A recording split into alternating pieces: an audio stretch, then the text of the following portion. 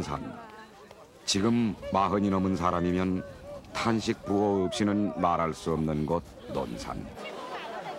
오늘은 저처럼 겨울 소풍객들이 찾아간 어느 관광지처럼 자가용과 낯익은 포장지에서 펼쳐진 먹을거리로 피크닉의 만남 같은 면회가 이루어지고 있지요. 그러나 오늘 이병인 저 아들의 아버지가 무등병이었던 30년 전 그 얼음에는 새벽 기차와 신장로의 버스길, 그리고 차부라고 불리던 터미널을 헤매며 아들을 찾아가던 늙은 어머니와 터지고 갈라진 손등을 감추며 굳어진 떡 앞에서 일빵빵 혹은 이른바 와리바시 군번의 아들이 눈물을 흘리던 면회가 있었습니다.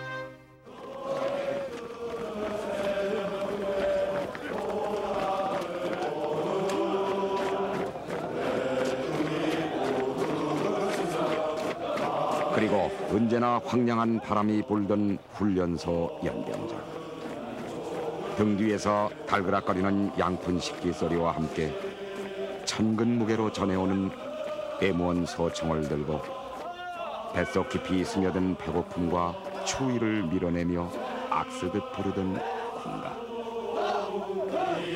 동이 트는 새벽 꿈의 고향을 본 후 혹은 양양한 앞길을 바라볼 때에 하며 부르던 우물한 난조의 그 군가들. 또 어느 사격장 감저고에 쪼그리고 앉아 머리 위로 나는 총성의 긴 여운에 시간이여 멈추지 말고 더 빨리 가다오라며 애원을 실어 보냈던 그때. 그 기억의 지층 저 밑으로부터 이병열차, 기피자, 고문관, 원산 폭격, 그리고 스모르 빼치카 따위의 단어들이 황량한 엘리지로 떠오릅니다. 동이 트는 새벽 꿈의 고향을 본 후 외투 입고 투구 쓰면 그 처음으로 시작되던 고골리의 외투 같은 군가를 부르며 국방부 시계의 초침을 헤아렸다던 추상명사가 돼버린 논산의 그때를 아십니까?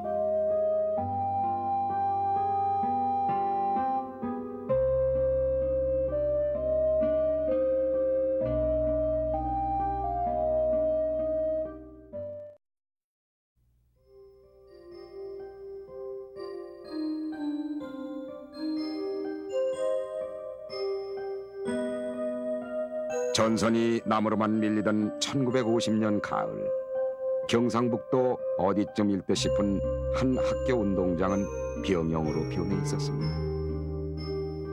운동장 한켠에 줄지어 늘어선 군용 천막을 네모반으로 하고 커다란 가마솥이 줄지어 걸린 취사장 옆으로 전쟁 중에 부랴부랴 소집된 장정들이 훈련을 받고 있습니다.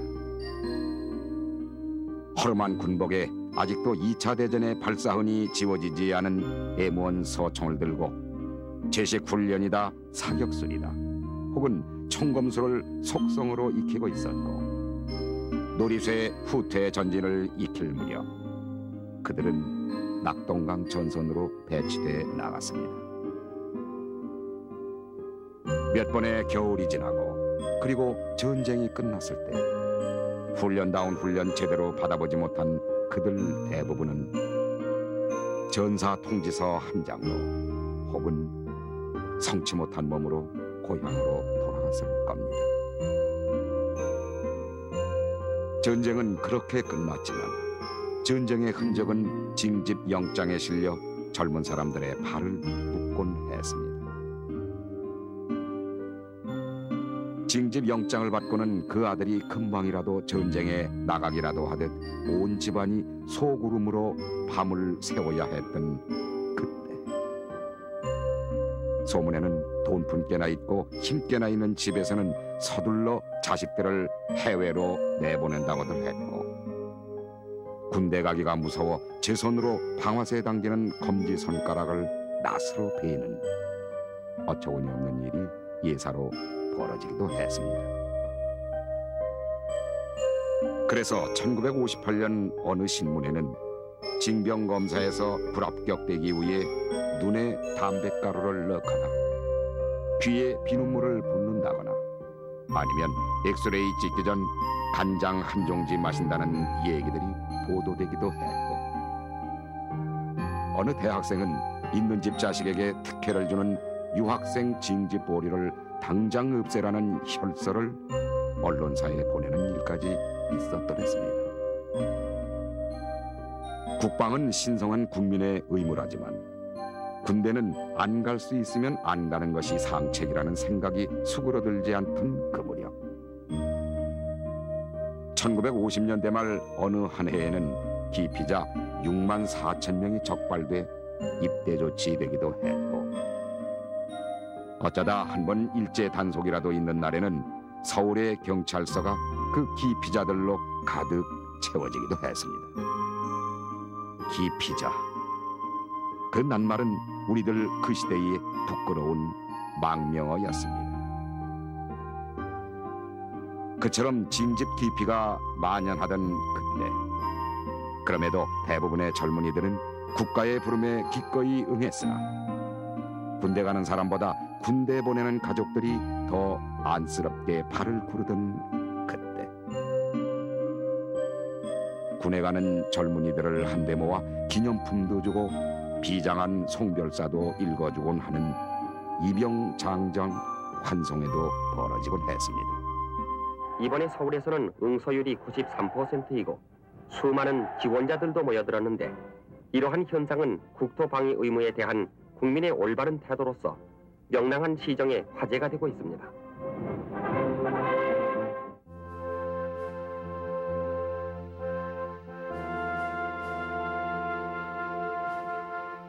입대 영장을 받은 젊은이는 며칠씩 이리저리 불려다니며 막걸리를 들이켰고, 그리고 이병 전야, 풀떼죽으로 연명하긴 했어도 입대 전날만큼은 중딱 한 마리 고아 올려놓고서 어머니는 아들이 입고 갈 사루마다 고무줄을 비집고 을마에 지전을 밀어넣거나 속옷 어디쯤엔가 돈이 들어갈 비닐 주머니를 바늘로 촘촘히 꿰매며 눈물을 찍어내곤 했습니다. 그리고 이튿날 마치 다시는 못 볼새라 마을 사람들은 입대 장정을 붙들고 한바탕 굿을 벌였고, 비가 맺은 청년은 뽕나무와 칡넝쿨로 만든 화환을 앞에 내건 수송열차에 올라 사나이 한 목숨은 붉은 피라 하는 노래를 고래고래 불러댔습니다. 미카슬이 그 칙칙한 수송열차는 남은 가족들의 눈물과 손수건을 남기고 그렇게 떠나갔습니다. 옛날이 그 일정 때 생각나서 울고 또 보내놓고도 막 옷이 이제 오잖아요. 며칠 한 일주일 넘어서 오든가 어떻게 해서 옷이 와. 그러면 그거 붙잡고 울고 그냥 경장했지. 참 날마다 생각하지. 아이고 오늘 얼마나 두드러만다. 오늘 얼마나 굽나. 배고파서 어떡해나. 그냥 빨래 같은 것도 지가 다 했는다는 게 아이고 추우면 또 걱정이고 추우면 손실해서 어떡해나. 아이고 그냥 싱싱 자놨게나. 밤에 잠도 못 자지. 그냥 걱정스러워서.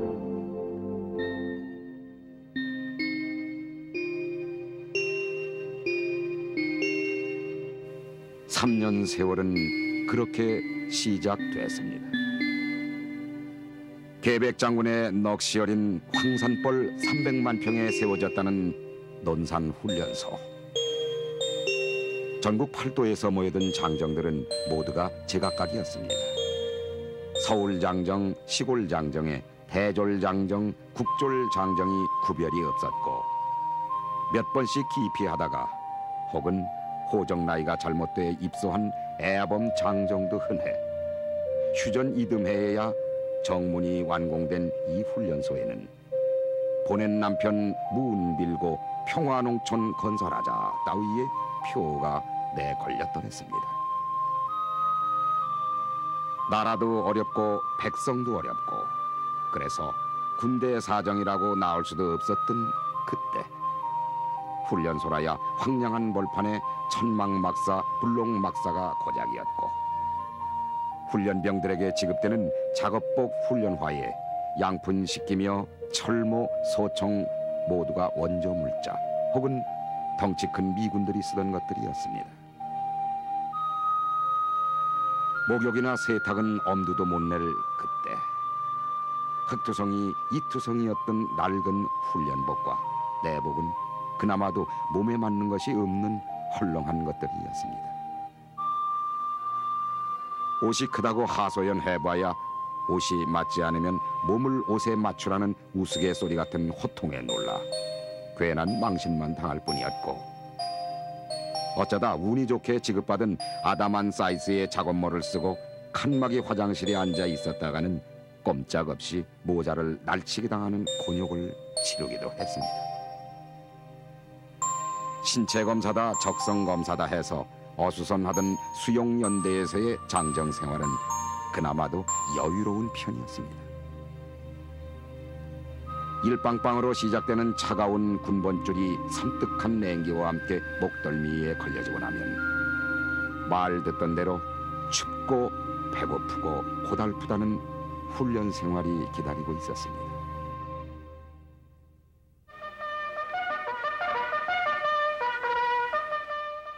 훈련병의 하루는 늘 차가운 새벽 공기를 뚫고 날아와 요란스럽게 잠을 깨우며 새벽의 단꿈과 현실을 냉정하게 갈라놓곤 하던 기상나팔 소리와 함께 시작됐고 아침 구보를 할 때는 을에 동이 트는 새벽꿈에 고향을 본 후 하는 군가를 부르며 새벽꿈의 허전함을 달래곤 했습니다.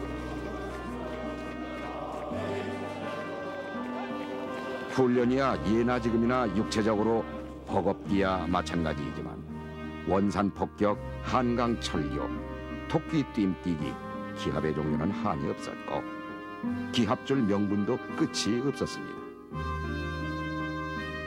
거기다 교관이나 조교들은 어찌 그리 눈이 좋고 귀가 밝은지 선착순 집합이 늦는 신병들에겐 훈련화 문수가 보인다고 야단치고 눈알 고르는 소리가 자갈밭에 마차 고르는 소리 같다고 호통치니 참 놀라운 능력이었습니다. 눈썹이 휘날리도록 뛰어야 했던 선착순 행사나 좌로 굴러 우로 굴러 혹은 낮은 포복 등의 고된 훈련에도 약간의 우연이 있다면 그건 고문관이 만들어주는 짬이었습니다. 오른발과 오른팔이 함께 올라간다든가 혼자서만 우이양 앞으로 가버려서 모두에게 안타까움과 속없는 웃음을 제공하던 고문관.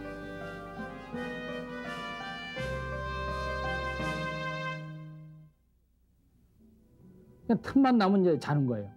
그러니까 피아라의 교장에서 잠깐 휴식하면 자고 또 각해준선에서 막 기어 올라가다가 이제 잠깐 정지 그러면 그냥 거기서 그냥 자는 사람이 나와요. 그래가지고 다음에 돌격하는데도 그냥 자고서 못 올라가는 사람이 나오고 대학원을 나온 친구가 하나 있었는데 중대장까지 손을 들었어요. 그 사람은. 하여간 아무리 빨리 불러도 그 사람은 늘 지각이고 걷는 폼이 팔자 걸음을 걷습니다. 이게 그 친구가. 그래가지고 훈련마다 늘 지각을 하고 그저 따라오지는 못하니까 아예 나중에 중대장이 공관님이라고 아주 중대장이 이렇게 발표를 하고 열애를 시켰던 그런 기억이 나요.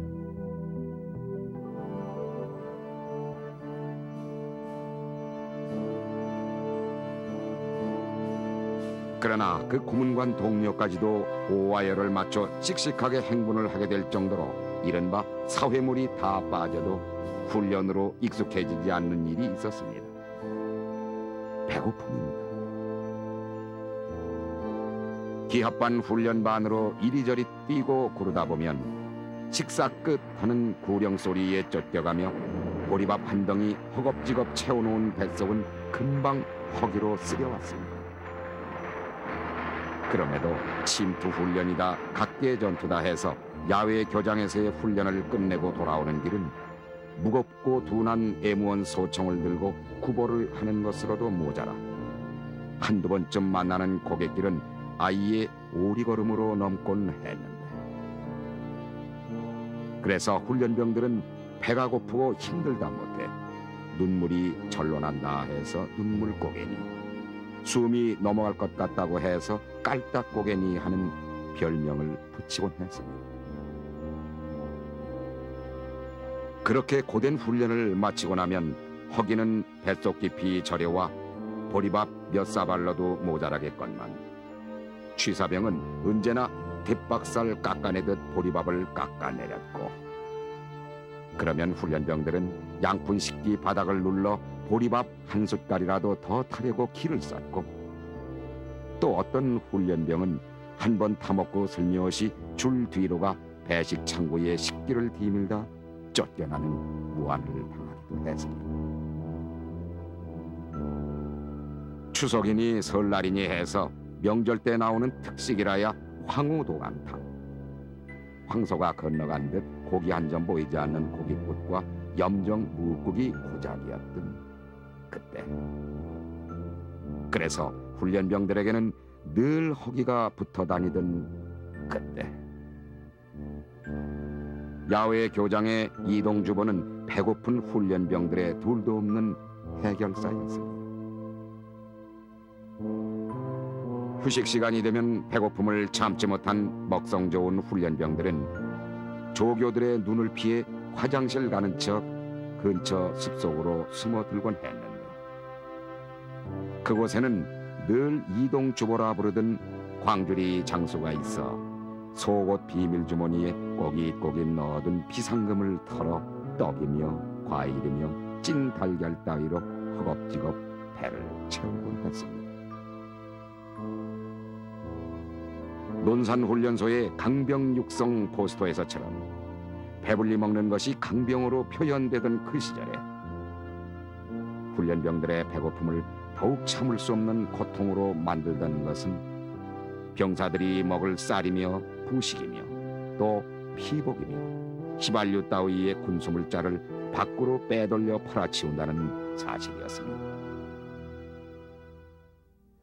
그 늦가을비, 초겨울비가 이게 굉장히 춥고 이제 그렇잖아요. 그때 축성 훈련인가 뭐 하러 나가가지고 이제 땅 파고 이런 걸 했어요. 비가 조금 오는데 급식이 밥이 나왔어요. 나왔는데 국 속에 아마 고기가 요만한 게 고기 덩어리가 하나 들었던 모양이에요. 그러니까 어떤 친구가 그걸 이제 이빨에다가 이렇게 물고 영 자랑하러 다니는 거예요. 진짜 이거 봐란 말이야. 나는 고기 지금 하나 걸렸다고. 왜냐하면 고깃국이라 그래서 고기가 별로 없고 그냥 냄새만 조금 났지 고기는 구경을 못 했는데 이 친구 진짜 고기 덩어리를 먹었다 해서 그때는 아주 여러 가지로 좀 엉성했죠. 군대 운영이, 군 내부 운영이, 급식도 이제 그러니까 상당한 부조리 같은 것이 상당히 많은 그런 시절이었죠.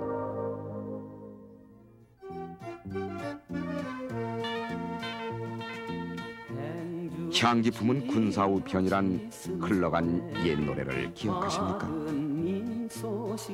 50년대 유행했던 이 노래는 행주치마 씻은 손에 또는 돌아가는 방앗간에 그리고 밤이 늦은 공장에서 받는 군에 간 민소식은 향기를 품고 있다고 구성지게 읊고 있습니다만, 사실 그 님들의 위생 상태는 그리 향기롭지가 않았습니다.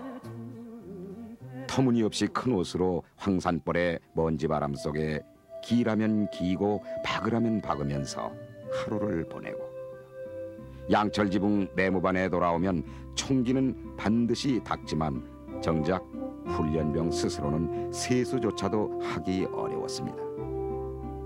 그러니 목덜미에는 떼꺼풀이 덕지덕지 끼었고 느는 것은 이나 석회뿐이어서 오늘처럼 추운 밤 취침 전에는 내일을 털어 난로에다 이 화형식을 하고 했는데, 타닥탁 이 타는 소리가 꽤나 오래가곤 했습니다. 어쩌다 일요일이면 얼음장을 깨고 빨래를 하기도 했지만 떼국이나 겨우 지울 뿐 옷만 너덜거리게 만든다는 핀잔 듣기 일쑤였고, 물 한 번 뒤집어 쓰고 나면 목욕 끝소리에 비누질 그대로 칫솔을 문 채 끝내야 했던 목욕도 요즘 와서 회고하는 추억거리로만 남아 있습니다. 목간을 어떻게 신경 쭉 세운 목욕탕 앞에 세워놓고 저 목욕할 시간 딱 전부 해서 3분밖에 안 줬을 때야. 그러니까 들어가기 전에 이때 밀 시간이 어디 있어?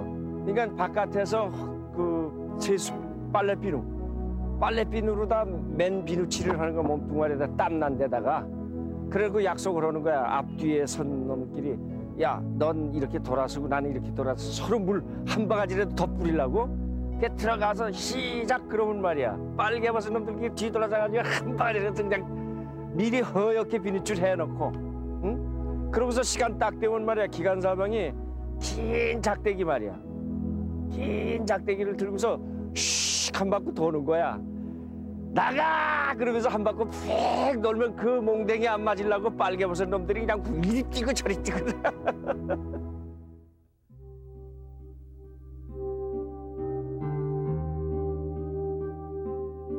이윽고 존경심으로만 바라보았던 조교의 각진 동작이 차츰 자기 모습이 되고, 샛노란 개나리가 만발한 막사 옆에서 신참이 닦아주는 군화를 신을 무렵 고참 신병은 슬슬 앞으로 배치될 차대 걱정을 하게 됩니다. 어딘 군기가 세다는데 어딘 또 춥기가 시베리아라는데 관물함에 이제는 익숙하게 각을 지우게 되고 침상 끝 30cm도 수월하게 설 수 있게 됐지만 국방부 시계는 언제나 그렇게 더디갈 뿐이었습니다. 비누로도 잘 지워지지 않는 떼국을 겨울물에 대충 헹구어 겨울 햇살에 말리면서 고향 식구들의 면회를 기다리던 훈련소의 휴일은 그래도 기다리는 즐거움이 있는 날이었습니다. 하루 한 번 지나가는 버스를 물어물어 신병 훈련소에 찾아온 부모 앞에 선 훈련병 아들은 눈물 한 번 찔끔 비치고는 손발이 트고 목덜미에 떼꺼풀이 덕지덕지 낀 채로 어머니가 보자기에 싸운 떡이며 과일을 허겁지겁 먹어대곤 했습니다. 훈련병들의 유일한 즐거움이던 이 면회제도는 훈련소에서 금품이 오가는 경우가 잦게 되고 또 훈련 기강이 해이해진다고 해서 결국 5.16 나던의 7월 폐지되고 말았습니다. 그러나 그 이듬해 여대생 애인에게서 온 편지를 뜯어보고 기합을 주는 고참병을 해친 이른바 최영호 사건이 터져 자식 군대 보낸 부모들이 애를 태우며 논산훈련소로 몰려들기도 했었습니다. 훈련병 시절은 그렇게 차가운 땅바닥에서 포복을 하고 또 숨을 헉헉거리며 허기를 참아가며 구보를 하고 그리고 나면 날짜를 꼽고 가족들 면회를 기다리고 하면서 지나갔습니다. 그리고 30년, 40년 진혼곡을 취침 나팔 소리로 들으며 잠들곤 했던 그때 우리들의 무등병 시절은 그럼에도 불구하고 나라와 우리 모두의 성인 의식이었습니다.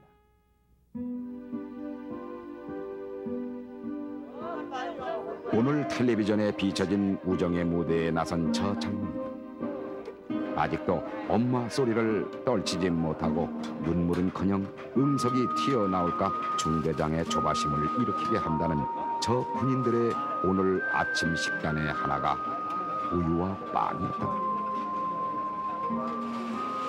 길을 갈 때면 사람하고 군인 간다. 우스갯소리도 아닌 아픈 소리도 듣기도 했고 그러면서도 내가 아니면 누가 지키랴 하며 맨살의 오기 하나로 그 3년의 세월을 염정무와 고단한 훈련으로 보내야 했던 그때 동이 트는 새벽마다 덜 트인 목소리로 꿈을 깨야 했던 그때 식사 잘했냐로 시작되던 훈련과 깔딱고개 구보로 끝나던 우리들의 황량했던 훈련병 시절.